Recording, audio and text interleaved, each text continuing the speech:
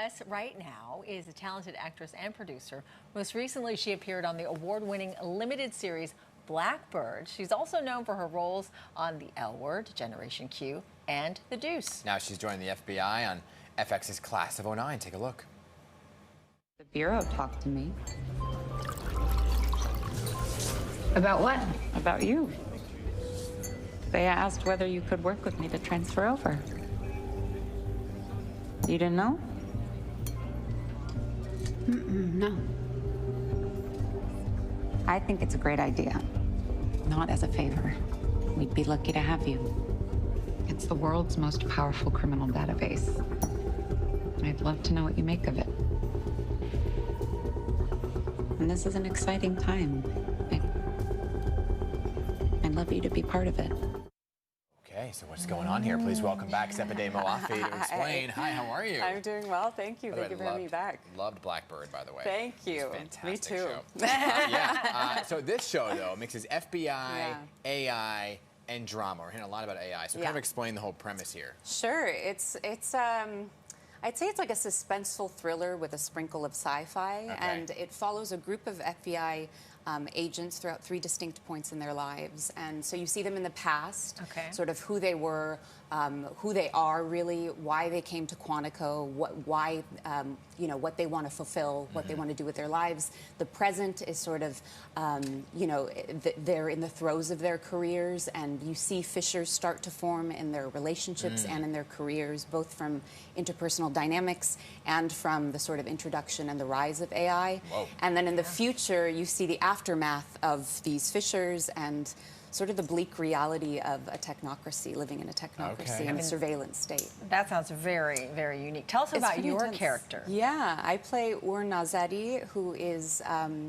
she's a FBI special agent, and she's kind of been lost throughout her life, hasn't known her purpose, but she's a tech genius, an MIT grad, and she's the one that introduces, with the best intentions, this surveillance technology. And it's not used or meant to be used for surveillance. It's basically to help sort of create a more efficient criminal justice system. We all know today, there's always been problems with the criminal justice system. Many call it the injustice system. And so she wants to correct these wrongs and is driven by a sort of deeper purpose because her family was forced to flee Iran, you know, back before '79, actually. And she kind of takes that her family's trauma and the wrongs that, you know, her family had to suffer and tries to do as much as she can to correct the system here, but ultimately it's taken out of her hands, and you know what was used to harness this technology for the betterment of society ultimately gets corrupted. Okay, so technology, you know, obviously it's kind of like art imitating life in some ways, because AI is really all the rage right now. We're hearing a lot about ChatGPT and AI and voice technology on your phone.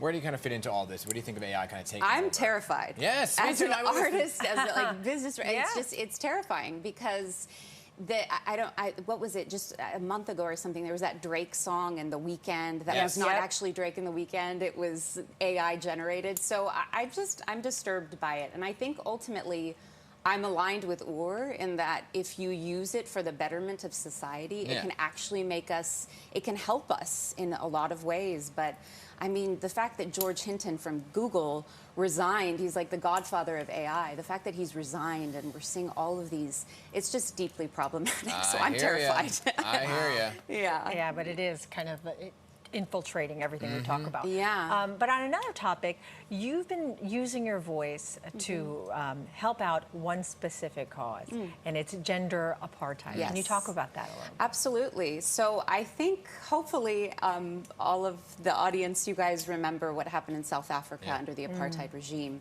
And there was a push from activists inside to sort of, you know, a cry for help, really. And ultimately, when outside countries isolated, boycotted, and divested from South Africa, this helped the internal struggle and ultimately led to the toppling of the regime. And apartheid, you know, this was a form of segregation. You know, it separated the non-white South Africans from the, you know, the white South Africans. So there's a similar thing happening in Iran and Afghanistan, and it doesn't stop there, but this campaign, you know, we joined in solidarity, and it was a call from activists, human rights leaders, and lawyers from inside of these two countries.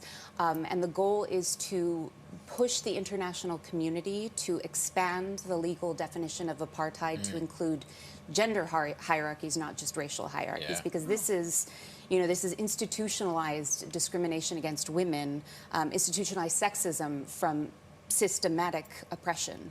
And so we see too many similarities here between what happened in South Africa and what is currently happening with women in Iran and Afghanistan. And so that's the Gender Apartheid Campaign, to expand this legal definition and have it enshrined into international law. Well, it's wonderful that you're using your platform to do that. I mean, yes, I think that we've all witnessed recently here in this country, it's not so far off. We've seen similarities, and this is an advantage of technology, is we've been able to connect deeper with our siblings across the seas, across the world, and we're able to see that there are more similarities than differences.